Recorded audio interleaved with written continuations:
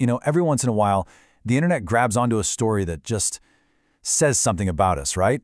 Well, this time, it's not some celebrity or a big event. It's a penguin. A single, solitary penguin on a really strange journey. We're going to dive into the haunting story of the bird everyone's calling the Nihilist penguin. And here it is. This is the image that started it all. Just look at that. A lone penguin turning its back on everything.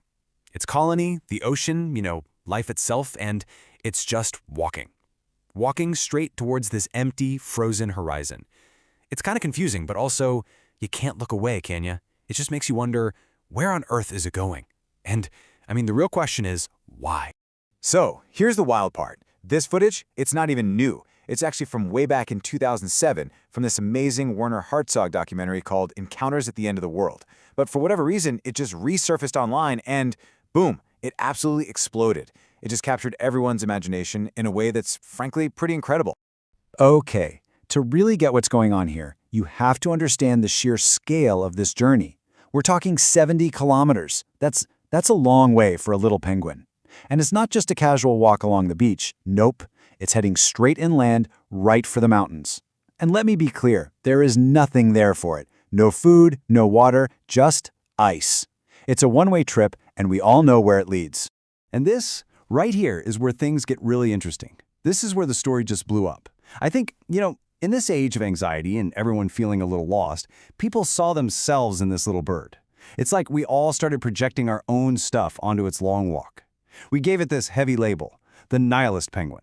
Like it was some kind of philosopher bird that looked at the whole survival thing and just said, nah, I'm good. I choose nothing. So the first big idea that latched on was burnout. And it makes sense, right? We live in this world that's just go, go, go all the time. People looked at this penguin and saw an animal that was just done, completely and totally finished. It became this perfect symbol for that feeling of being so exhausted by it all that you just quietly decide to walk away. And from that burnout vibe, the conversation got even more specific. It turned into this whole thing about quitting the grind. All of a sudden, the penguin's colony, the constant fishing, the survival, the daily hustle, that became a metaphor for our 9-to-5 jobs. That endless cycle of work that so many people feel trapped in. It totally tapped into the same energy as stuff like the Great Resignation. And that brought us to what might be the most powerful idea of all, that this wasn't giving up. No, this was a quiet rebellion. It was a choice, a deliberate decision to reject the path everyone else is on, to just defy what's expected of you and walk your own way, even if that road leads absolutely nowhere. So, okay, we've built up this whole mythology, right? The philosopher penguin, the little rebel, an icon for our generation. And it's a fantastic story. But what if it's not a story about philosophy at all? What if the real reason is, well, something much more scientific? And maybe, just maybe, even sadder. Yeah. See, biologists have a word for this, and it's a lot less romantic than rebellion. The word is disorientation. So this isn't a choice, not in the way we think of it. It's more like a malfunction, a tragic moment when the animal's internal GPS just completely breaks.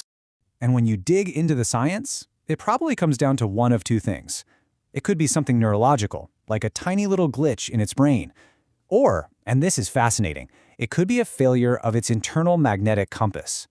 Think of it like a built-in navigation system that all these animals have to find their way around, and for this one penguin, it just went haywire.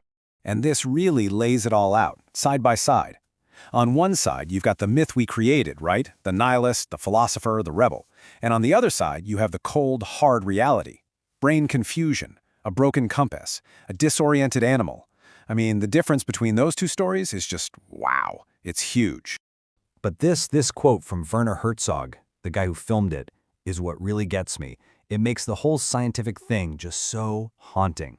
The crew, they were told not to interfere, but Herzog says that even if they had picked that penguin up and carried it all the way back to the colony, it would have just turned right back around and started walking to the mountains again.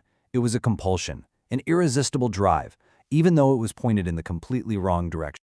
So, where does that leave us? We have these two totally different stories. There's the myth we love, the story of rebellion, and then there's the tragic reality of a biological glitch.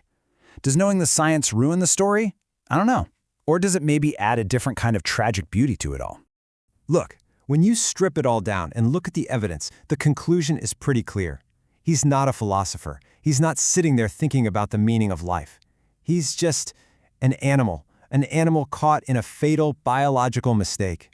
And that leads us to the tough part, the unavoidable truth.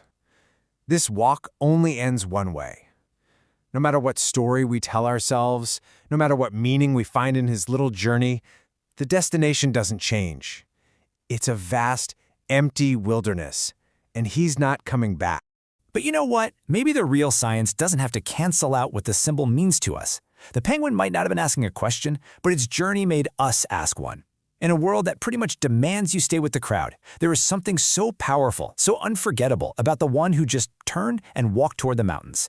So I guess the real question isn't about the penguin anymore. It's about you. Are you following the colony, or are you headed for the mountain?